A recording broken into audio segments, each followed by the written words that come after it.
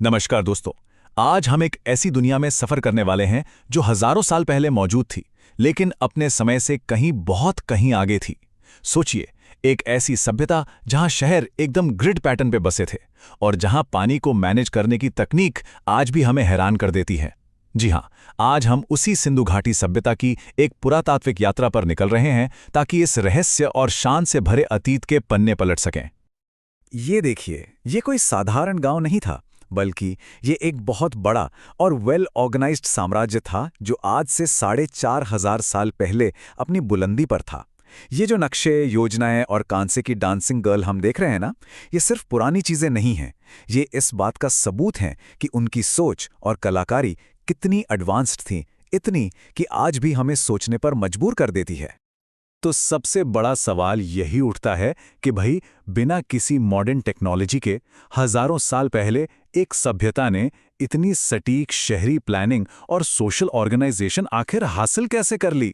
यही वो पहेली है जिसे हम आज मिलकर सुलझाने की कोशिश करेंगे। तो हमारी इस पुरातात्विक यात्रा में 5 बड़े रोमांचक पड़ाव होंगे। सबसे पहले हम इस दुनिया के विशाल पैमाने को समझेंगे, फिर इसके 2 महान महानगरों हड़प्पा और मोहनजोदाड़ो की खोज करेंगे। इसके बाद हम कुछ ऐसे शहरों को देखेंगे जो अपनी खास कला के लिए जाने जाते थे, और फिर लोथल और धौलावीरा जैसे इंजीनियरिंग के चमत्कारों को देखकर हैरान होंगे। और आखिर में हम ये समझेंगे कि ये महान सभ्यता हमारे लिए क्या विरासत छोड़ गई है। तो चलिए अपनी यात्रा का पहला कदम उठाते हैं। देखिए, किसी भी सभ्यता को समझने के लिए पहले उसके आकार और फैलाव को जानना बहुत जरूरी है। और यकीन मानिए, सिंधु घाटी का जो पैमाना था वो आपको सच में हैरान कर देगा। इस विशाल सभ्यता के सेंटर में थे 2 ऐसे शहर जो इसकी शक्ति और पहचान थे। कह सकते हैं कि इसकी जुड़वा राजधानियां थीं, हड़प्पा और मोहनजोदाड़ो। ये सिर्फ शहर नहीं थे, ये तो इस महान सभ्यता के दिल की धड़कन थे। तो सबसे पहले बात करते हैं हड़प्पा की, जो कि खोजा गया पहला स्थल था। यहां जो विशाल अन्नागार यानी कि ग्रेनरी मिली है, वो एक सेंट्रलाइज्ड एडमिनिस्ट्रेशन और अनाज को स्टोर करने के सिस्टम की ओर इशारा करती है।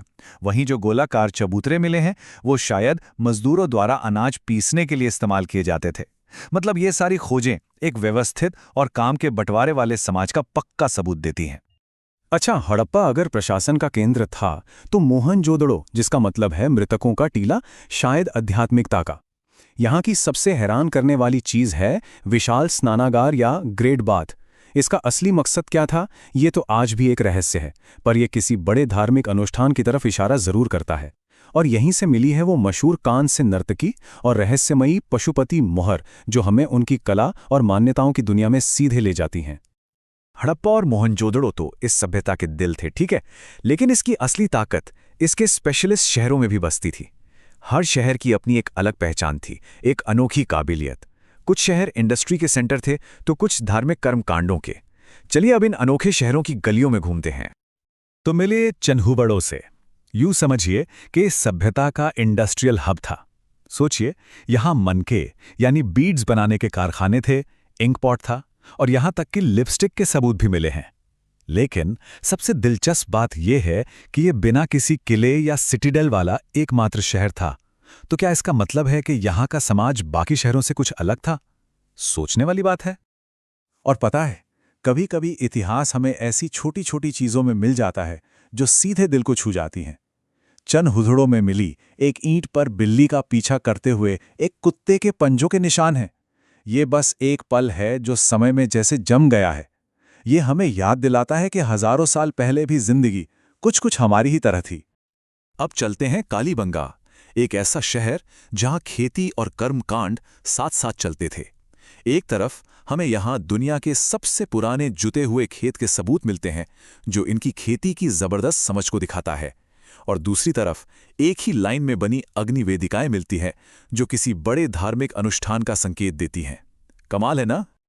शिल्प और कर्मकांड तो ठीक है, लेकिन अब हम इस सभ्यता के उस पहलू को देखने जा रहे हैं जो शायद सबसे ज्यादा हैरान करने वाला है, और वो है इनकी अविश्वसनीय इंजीनियरिंग।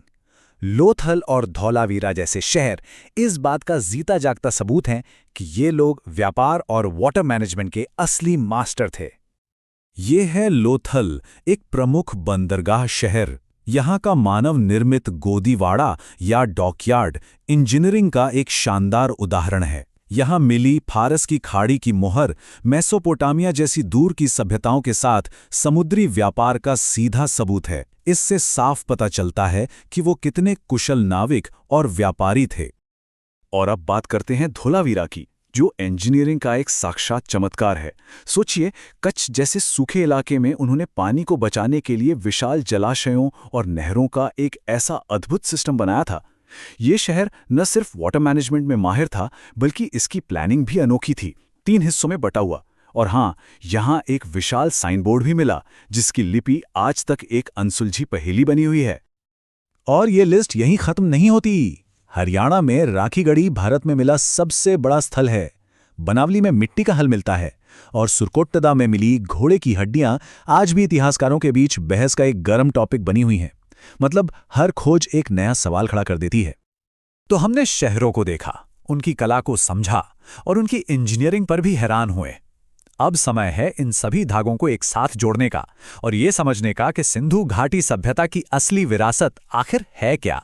इतनी सारी जगहों के बाद चलिए सब कुछ एक नज़र में फटाफट देख लेते हैं। ये स्लाइड हमारी पूरी यात्रा का सार है।